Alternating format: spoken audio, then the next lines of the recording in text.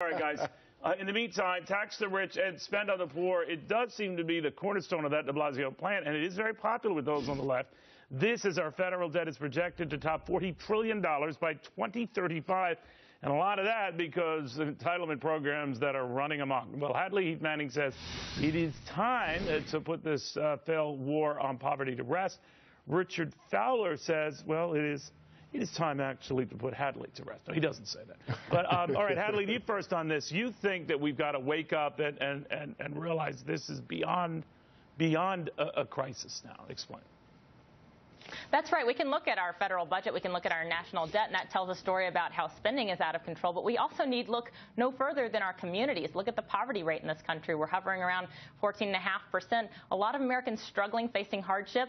But unfortunately, government efforts to reduce poverty have backfired on those that they've intended to help. But would you, Hadley, and I do want to go to you, Richard, but the argument is that they do something to rein in the growth, but anyone who talks about this or tries to address this gets electrocuted. Do you think Republicans have to be this frank, whether it's a Chris Christie approach to means testing Social Security, raising the retirement age, what? Because that, when you start putting in the specifics, that doesn't go down well.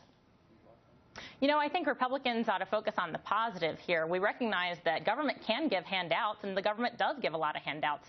But the only place you get a hand up is in the private sector. So let's focus on the American dream. Let's focus on giving people a real path to advancement that only comes through work, through job creation, through economic growth. Well, you didn't address my question on what you do in the meantime with Social Security, all these other things. But it's fair.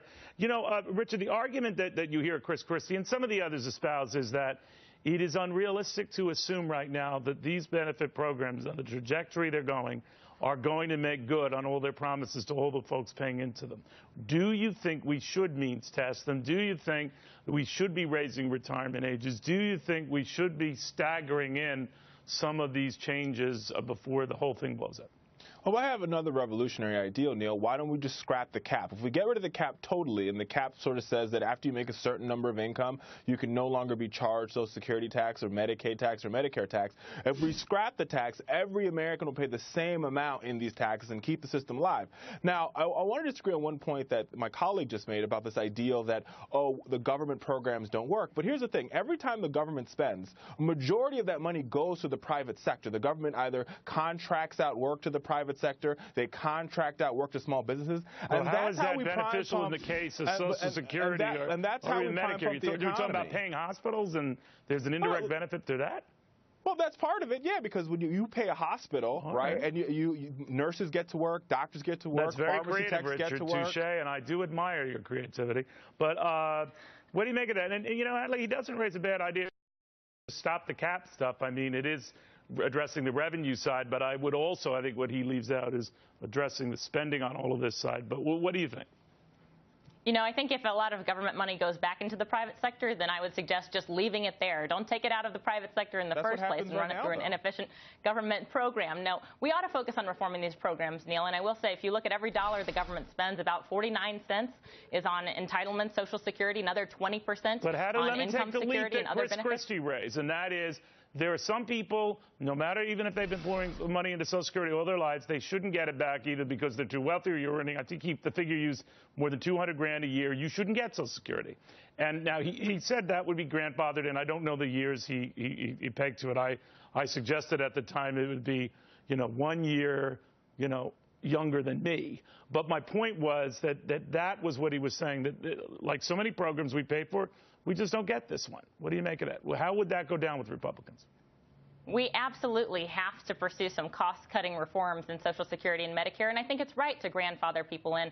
People have learned to depend on these programs. But how do you think that's going to go? All right, well, how do you think that's going to go, Richard, on the rich or the poor, the middle? You say you are not going to get, whether it's 5, 10 years, you're not going to get Social Security. Neil, the reason why I'm laughing over here is because I think you're 100% right. When you ask Republicans about specifics, they don't want to give any specifics, because any specifics they give would mean they would literally throw Democrats, grandma by the way, off the are cliff. much better. It's human nature. It's human nature. Neil already mentioned some specifics. Social Security works.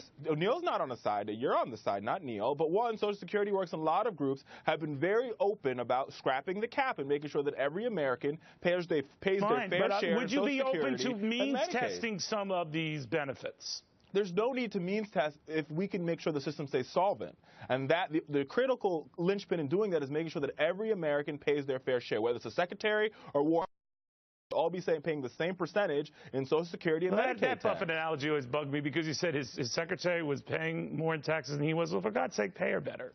You know, he's such a cheapskate. Well, he should just be paying more. Yeah. Come on. I wish we had more time. Conservatives have been very specific. All right. Well, we have been very specific. Actually, you both got specific in the end. I appreciate that. But in the meantime, very good seeing you again. Meanwhile, next to the NFL, Tom Brady gets 4 games for deflating balls. But abuser Ray Rice initially gets only 2? Something wrong with that. We're behind the ball and behind this decision. And coming up, we're going to call Ghostbusters star Ernie Hudson.